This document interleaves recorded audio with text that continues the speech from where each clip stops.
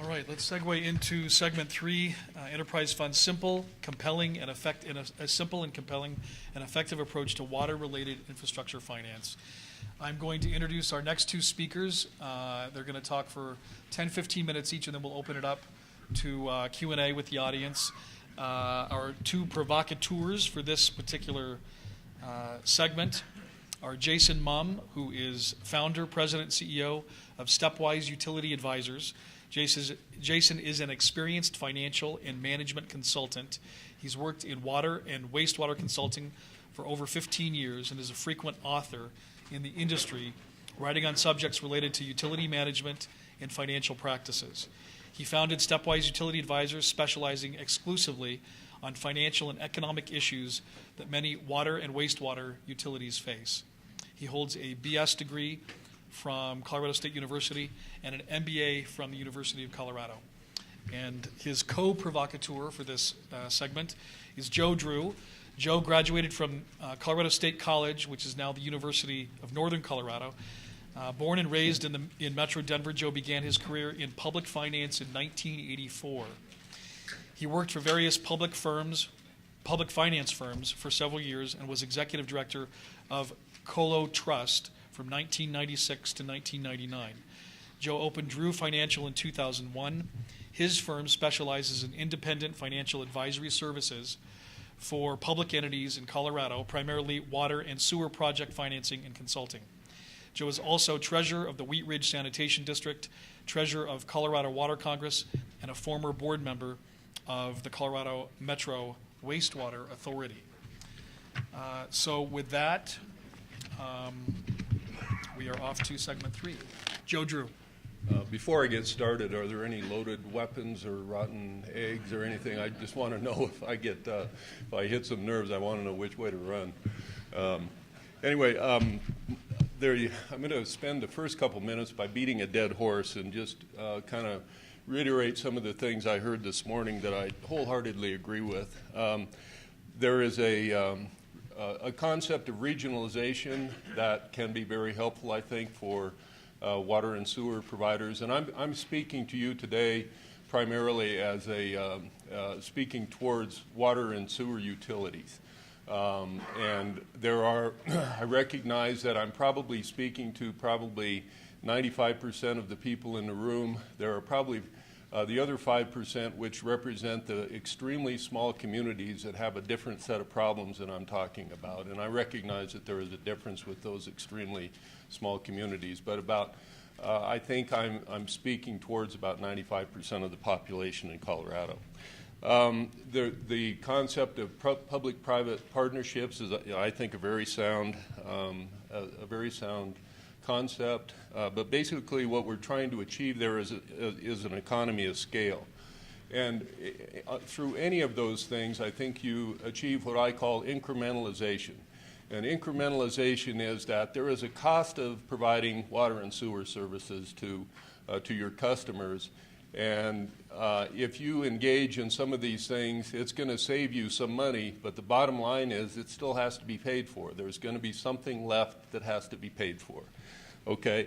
And I am coming from a position, I had a long talk on the phone with a college buddy of mine the other day, and he said, you are, he called me a financial libertarian. And I said, what do you mean a financial libertarian? And he said, you believe that you should pay for what you use. And I said, doesn't everybody? I don't expect to have somebody show up on my doorstep in the city of Wheat Ridge and say, you guys in Wheat Ridge have a big capital project, can I help you pay for that? Likewise, I'm not going to go to Topeka, Kansas and knock on a guy's door and say, can I help you with your project? The unique thing about water and sewer utilities is that you have a defined group of customers. It's very identifiable. The other thing that I tell people, and it makes them mad, is they start complaining about water and sewer rates, and I say, don't use it. I'm only going to charge you for what you use. So if you don't like the rates of my water, don't use it. I've got a bucket out in the back. I'll give you the bucket. You go down to the river, pull the water out of the river, and it's free. might have some bad stuff in it. And then I don't know where you're going to go to the bathroom because the lady next door doesn't like it when you go out next to the tree in the backyard. Okay? So I think what we have to understand is that in the water and sewer business, we are providing for the convenience of our customers at the lowest possible price. And I think that part of our task is to communicate that message to our customers, and it's our fault if they don't understand. People get into they go to the kitchen sink and they turn on the water. They don't think anything of it. They flush the toilet. They take a shower. Don't think anything of it. But wait till you turn that off, and you're going to hear from a lot of people. So the perception of the general public is that water and sewer services are cheap, easy, reliable, and safe. That's just the assumption. They don't think anything out of it. But the reality of us people that are in the business know the regulatory environment makes it much more difficult to provide those services.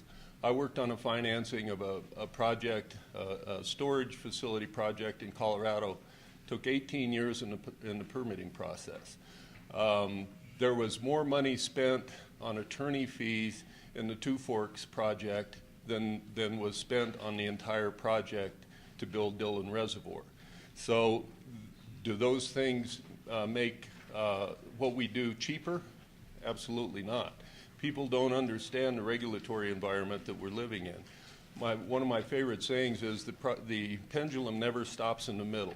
I can remember when the Allegheny River caught on fire in Pennsylvania many years ago, but I think now the pendulum has swung so far the other way, we have to reconsider, and I don't know how we do that, but we have to somehow get the regulatory environment turned around to where it's more reasonable.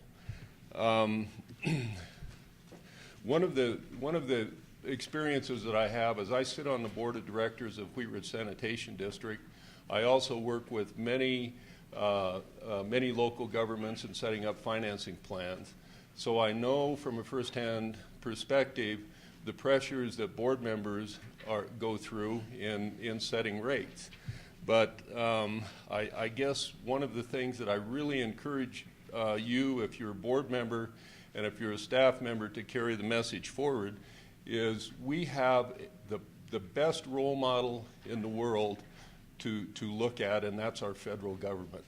Because what our federal government does, we ought to do the opposite. Because what our federal government has done for years is they have not considered the financial aspect of what they're doing. They're only looking at the political aspect. When you are setting rates, you are doing something that can be very politically inflaming to the public. But the bottom line is, as a board member, you need to recognize your financial responsibility and put that in front of the political whims, because I've seen systems that are reluctant to raise rates, and those systems are the ones that you wouldn't be proud to pass on to your children. So I think that there is a personal responsibility that we as customers have to maintain our system. I don't think the state, it's already been beaten to death today. The state's broke, the federal government is broker. So basically, how can I have a clear conscience going to two people that are broke and asking them to give me money? I mean, all that does is it passes more debt onto our children. So I think the thing that needs to, and it's probably a good exercise. There has been an avoidance of personal responsibility over several years for the country. I think that we at the local level have the ability to take that personal responsibility, run our systems as a business like they should be run, solid financially, maintained so that we can pass them on to future generations. But all of that process requires ongoing communication with your customers. If you are communicating what you're doing with your customers, the task is a lot easier. Just really quickly, in funding systems, you basically have your gross revenues, and those revenues can come from many sources: taxes, rates, tap fees, interest income from investments, or that used to be a source of revenue. It isn't anymore. Operation, then you take out your operation and maintenance expense. You put in some money for capital projects, and hopefully you are building a reserve. Another thing that a lot of people that I don't see with my clients is the funding or the formal funding of depreciation. I have an accounting background, and depreciation is something that is always shows up on a balance sheet or an income statement somewhere, and it doesn't seem to be something real. But believe me, and as everybody here knows, your system is deteriorating every day, and you need to make accommodations through that, whether that is through funding a greater amount through operation and maintenance, or setting up a separate account with funding depreciation. If you are in a situation where you need to borrow some money, there is a calculation that comes into play that basically defines how much money you can borrow. That is your gross revenues, and those can include all of your revenues, minus your operation and maintenance expense, and then you get to back out the depreciation expense, and you get to a magic word called net revenues available for debt service. Your net revenues available for debt service then defines under current rate structure, under your current situation, how much you can borrow. For example, if your net revenues end up being $100,000 in the fund, you may be able to borrow $1 million. And if you have a project that is $2.3 million, guess what? Rate increase. Or find a way to cut your expenses. What I've found with most of the clients that I deal with, the expenses are already in line, so then it becomes a matter of rate increases. I operate from a standpoint of going to a district and saying, we need to increase our rates 10%. That's the guy over there that tells you how to do it, because Jason does rate studies. He knows how to tier rates. I don't know how to do that. It's kind of magic to me. So anyway, and then after you've figured out how much you can borrow, you still need to accumulate reserves and fund depreciation. There are three types of financing mechanisms available in Colorado, and I'm sure you've heard of all of them. A certificate of participation, which is also known as a lease, and I put a T on the end of the lease and say that it is the least desirable.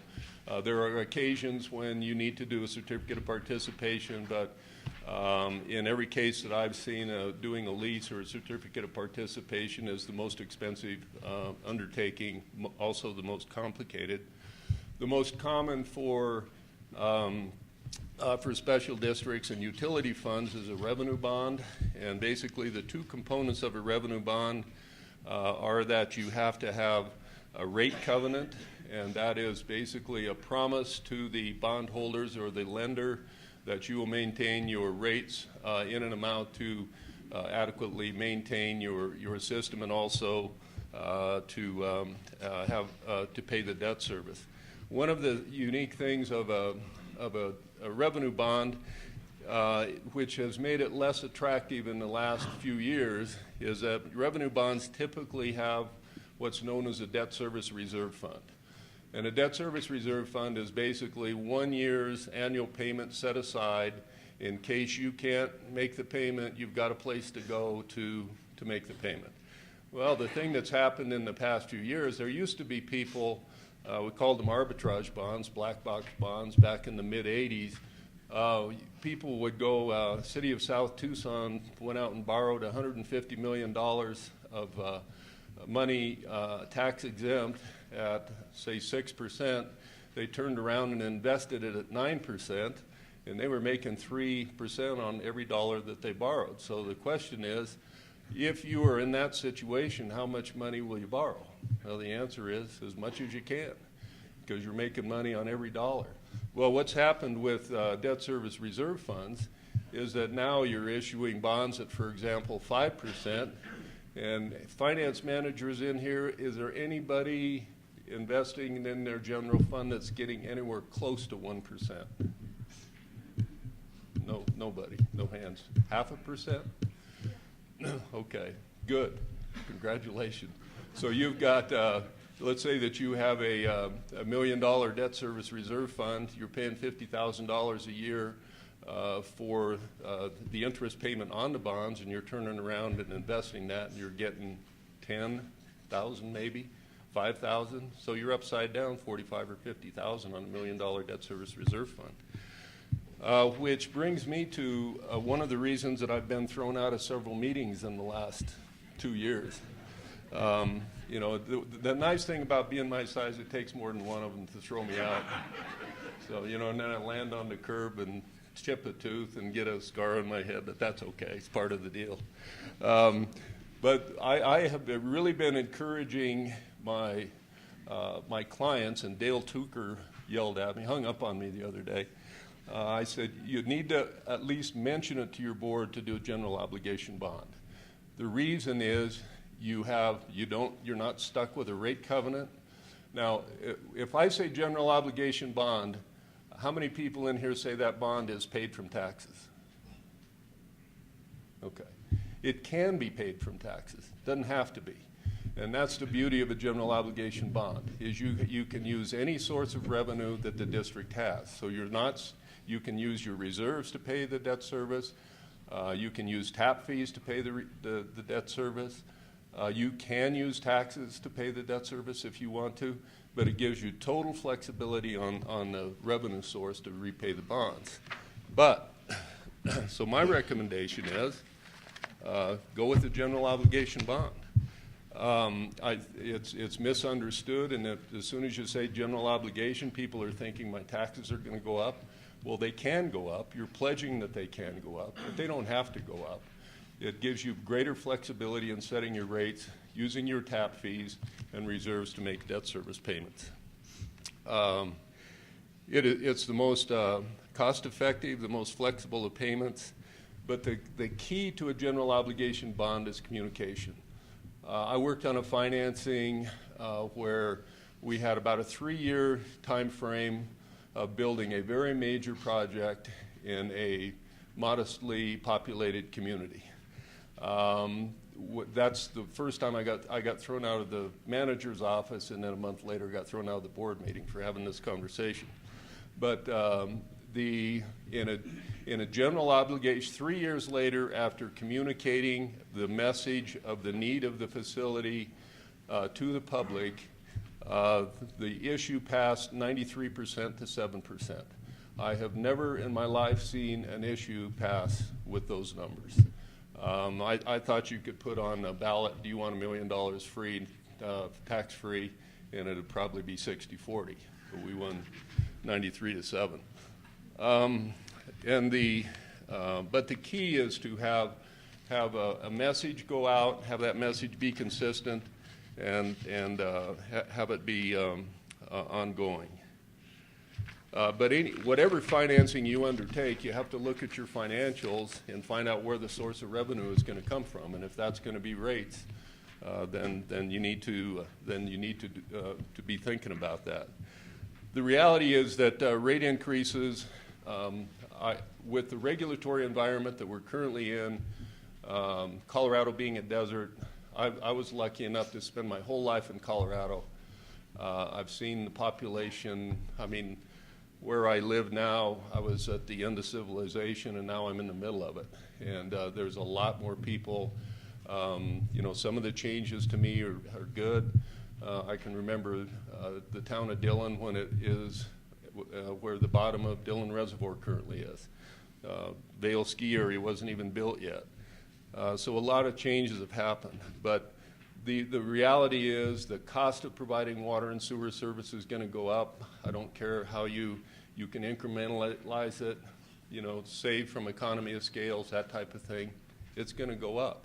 And one thing from a board standpoint, you're going to find that there is always a good reason to delay a rate increase. Right now it's the economy. We can't have a rate increase with this economy. And there is never a good time to have a rate increase. When the economy comes back, like it was in the 90s, in the late 90s and early 2000s, that wasn't a good time. So no matter when you have a rate increase, I think you're going to have to understand it's going to be an unpopular thing.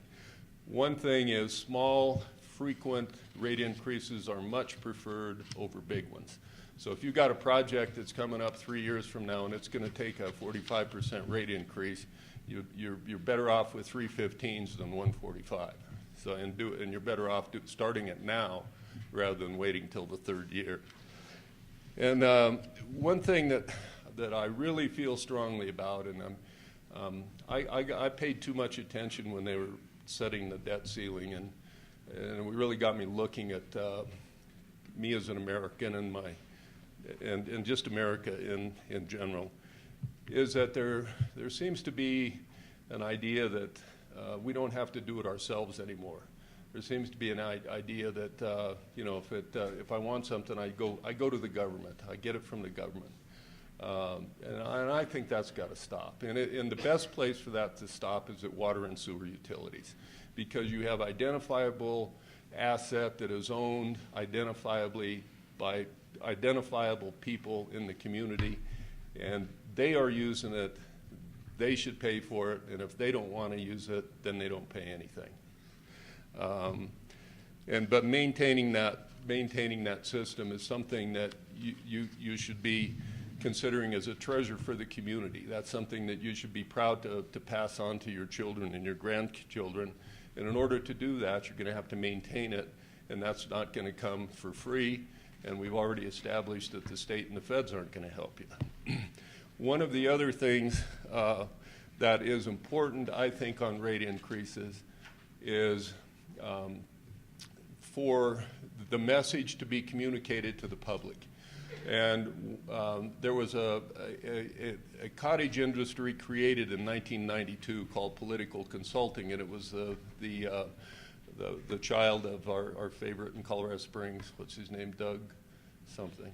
Anyway, because of Amendment 1 in 1992, everything started having to go to an election. So political consultants got involved, and I have worked with various political consultants, and they have been invaluable in finding out what the issues are with the community, communicating those issues. And I think if you have somebody like a political consultant, if you're considering an election, that is very, very important. Another consultant that can be helpful is somebody like me that can be the message carrier to the board or the community if you have to have a rate increase. That sometimes softens the relationship between the community and the board and the staff. That may sound like a self-serving advertisement for business, but I found it to be helpful when the board and the staff have an outside person to advise them on what needs to be done. The other thing on water and sewer is understanding the priorities. The priorities of life to me are food, water, and shelter. And you ask a college freshman, it's cell phones, computers, and beer, I think, or something like that. But one of the things that I think we really need to concentrate on is what we are providing are essential services. And we are also providing those services for the convenience of our customers. I mean, I think one of the best things that could happen to any utility in the state is to have something happen where you couldn't provide service for a week. I don't know what that would be. I don't want everything to be torn down. But all of a sudden, no water, no sewer, and it's like camping. And at that point, people would realize, hey, I turned on the water and nothing came out, and I called the utility and nobody answered. Now what do I do? Well, go down to the stream. We've had that conversation. The other thing that when I've presented information in public meetings about rate increases is it's amusing to me how somebody that pays $30 or $40 a month for water and the same amount for sewer can come up and complain about a water and sewer bill when their cable bill is $140 and their cell phone bill is $95. I use both of those, but I can tell you what, I can do a lot better, a lot longer without cable and cell phone than I can without water and sewer. So I think sometimes people just really need to understand is take a step back. This, what are my priorities? And again, I think the key to running a district anymore is communication. Just let people know if you get a regulation that comes down that's going to cost you money to comply with,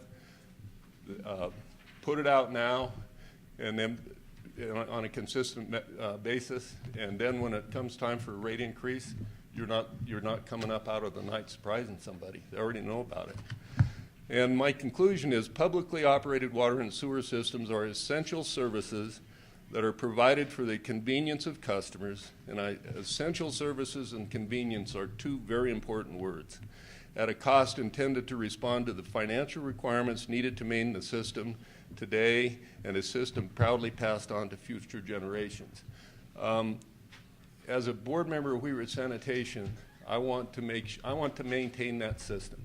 We've had rate increases for the past 5 years of about 7 to 9%, but I feel like I'm doing something positive for the community, not something negative for the community, because by increasing those rates, we're able to maintain what is getting to be a fairly old system. And I also say use Washington, D.C. as a role model. I encourage you to not make political decisions. I encourage you when you're running your water and sewer district to make sound financial decisions. And I also put a lot of stock in the idea that there's no such thing as a free lunch. And I think as managers of water and sewer utilities, we are in a perfect position to take personal responsibility for the maintenance, operation, and financing of our water and sewer utilities. I was thinking as too was during Ken's introduction was how many names I've been called in the past, and provocateur hasn't been one of them. I've been called rate geek, rate monkey, data spaz, the finance guy, the numbers guy, all those kinds of things, and that certainly is the work we do at Stepwise Utility Advisors. But I'm not sure provocateur has been one of them. So I embrace today's discussion because I really embrace having that new title. Everything that Drew just said, I think, is absolutely true with respect to our water utilities. I don't think there's much question about it. When I think of what we're trying to talk about today and in this session, why is an enterprise fund the way to go? And thinking this a little bit more along the strategic line rather than a little bit further in the trenches where I normally sit, is this industry in Colorado is really not that much different than anywhere else in the country, is facing some incredible challenges. To me, one of the biggest challenges that's right now is, I can't remember which session it was this morning where we talked about the willingness and ability to pay, is, and I would couch it under a different phrase, just under what I would call affordability. And for many people, water and sewer utilities are really truly affordable. That's not necessarily the point that I want to make right now, but I think what I do want to point out is, after extensive review of a lot of data, which is another thing that I get to remember, Data Monkey is one of the names, we see my friends over at Black & Veatch, who produce a fantastic report every year on the 50 largest cities in the United States and the water and sewer rates that they charge. For the last 10 years, that cost has gone up 62% in the last 10 years. Does anyone know where household income has gone over the last 10 years? It's decreased by 7%. We have the lowest household income on a median level today. We haven't been lower since 1996. And in the meantime, the rate of inflation for water and sewer bills has eclipsed household income. It's also eclipsed normal, what we would call headline inflation in the economy. So CPI inflation has more than double CPI inflation. Now that's not because this industry has done anything wrong. I think it's recognition that this industry is currently facing and it is positioning itself to face substantial challenge in the future. In 2010, the U.S. Conference of Mayors put together one of the better reports that I've ever seen on the issue of infrastructure, the infrastructure gap, and specifically with water and wastewater infrastructure. They were specifically focused on that issue, and determined with their group that the local governments in the United States are going to be spending, at a minimum, $3 trillion in the next 20 years on water and sewer infrastructure. Trillion. I mean, we're talking, nobody talks in trillions unless you live in Capitol Hill in Washington, D.C. And your brain can't even comprehend what a trillion really is. Yeah, you can circle the moon 100 times with it and stack pennies on top of each other. But you look at this issue of how much has to be done, and recognize too that with the what I told you at the beginning with affordability, the lowest 20% of households right now in the United States, those who make the least income, the average sewer bill in those 50 largest cities is already unaffordable to them when you compare it to the EPA criteria for affordability. Their annual water and sewer bill is over 6% of their income at this very moment right now as we speak. And so as you go and you're in that position where I'm at all the time, one of the reasons, I didn't tell you all the names that I've ever been called, not always appropriate. When you're the carrier of the message that is, you guys have got to come up with some more money for these utilities, you are immediately the bad guy in whatever room you're in. And when you're talking about raising rates in an environment where they're not even affordable for 20% of the population already, and it's becoming less affordable even at the median, the trend is going down. You're not one of the most pleasant people to be around. And I embrace that role, but it is extremely difficult. The political and practical reality is that there is less money to work with, and there are more things that need to be done. And so how is it that this industry is going to position itself to achieve something that I think we've all been talking about today, but I'm going to boil it down into one word, and that is efficiency. As it relates to what kind of organizational structure that your utilities would fall under. We wanted to talk today about enterprise funds.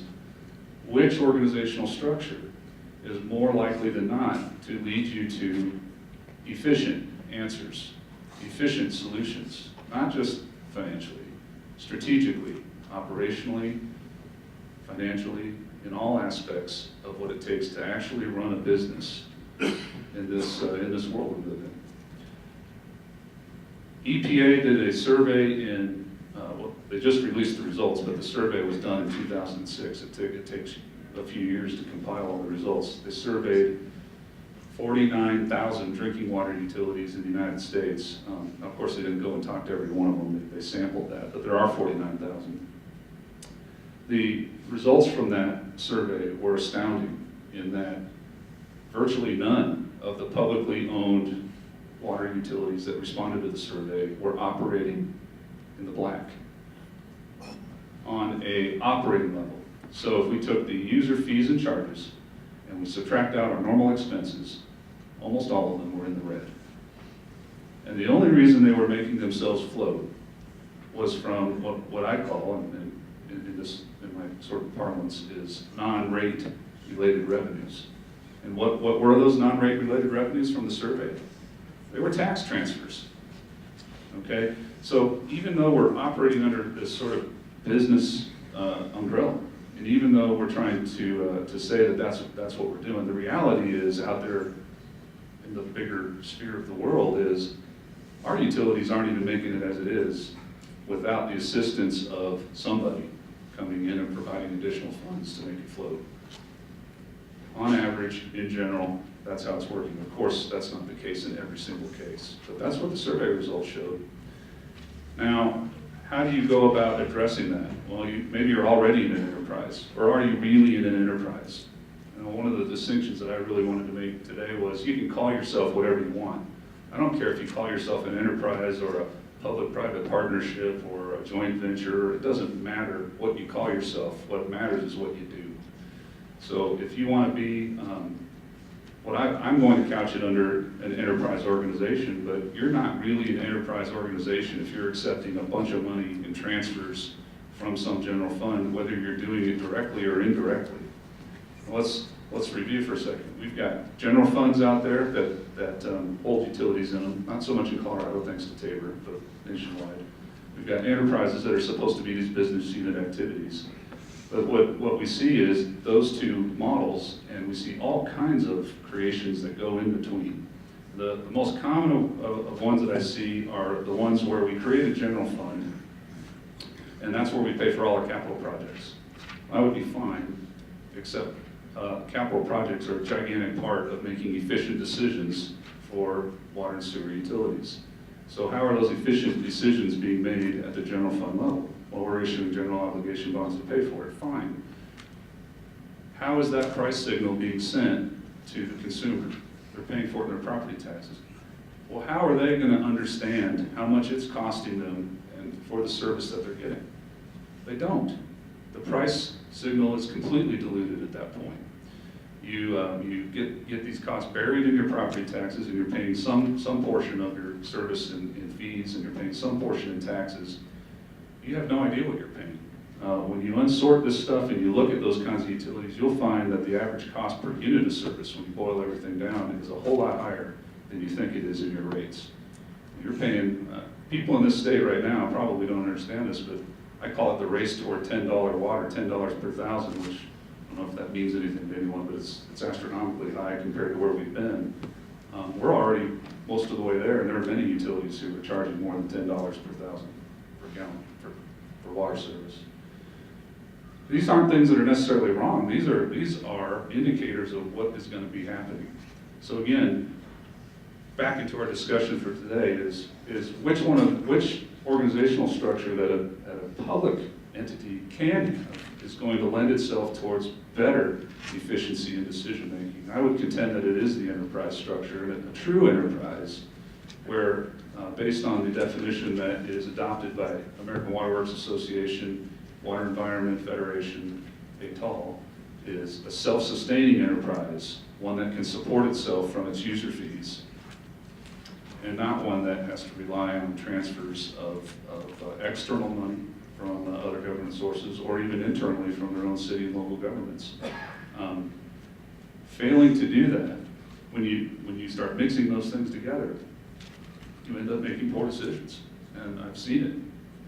There are states out there, believe it or not, I know Colorado isn't one of them, that provide lots of money in grants for their municipalities. And when you go and you look at what's going on in those cities, what you're going to find is a worse infrastructure gap than what we have in, say, most Colorado municipalities. Worse, not better. Even though they're going to get money from state and other sources, what it lends itself to is really poor planning, poor decision making, inefficient decision making, and then a lack of reinvestment in the system. Why does that happen? Well, because there's no equity. There's no skin in the game for the local residents of their own water and sewer system to have to reinvest in it and maintain it. After all, they got it for free. Can't we just get it again for free? That really does become the mentality. So the idea of being self-sustaining going forward into the future is incredibly important. As you look at these major industry trends, the idea of being able to just charge more to fix the problem, that's not going to happen. There's going to have to be some real efficiencies gained, and some of the things that were mentioned this morning, like regional consolidation. That's an outstanding idea for many utilities. Not possible for all of them. It's not always a panacea either, but it is a possibility for a lot of them. That's a great way to go about doing it. And I think the other major thing that we're going to see in this industry is going to be more investment in technology, real investment in technology to promote efficiencies. But sort of wore out to the end of what I wanted to do for my prepared remarks, and I think we can move on to questions and answers. Thanks. Jason and Joe, thank you both for your words of wisdom on enterprise funds. Let's open it up to questions, folks.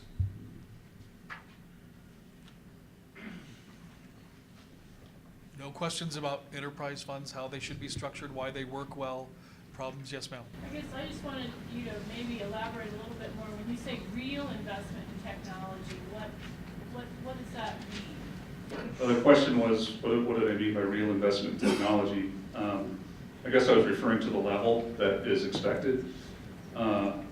Between now and 2015, the industry estimate right now is $64 billion will be spent by local governments on investments in new technology. And that's a combination of hardware, enterprise systems, software, all things that we consider technology, but why is it being done? To me is a more interesting question. You can spend whatever money you want, but why are you doing it? Is government from the federal level on down has figured out, thankfully, that they're a good 10 to 20 years behind the private sector in what they can accomplish with a technology investment. The kinds of efficiencies that are needed are productivity efficiencies. I didn't get into this, but there actually is a brewing crisis out there in terms of labor, the labor pool and the ability to fill jobs. I just read a report put out by MetLife Foundation that showed that by about 2020, we could be seeing a 5 million person shortfall in labor in this country.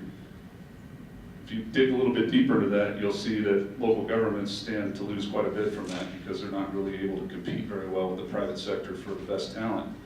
They're just not positioned for that. And so what does it mean? It just generally means that they're going to have to be able to do a lot more, not only with a limited source of money and a limited ability to raise more, but with fewer people. And so I think what we're seeing there, and I've got some other information to back this up, is local government trying to become more efficient through investments in technology, and I think that's a trend that we're going to see. Joe and Jason, thank you both very much for your wisdom.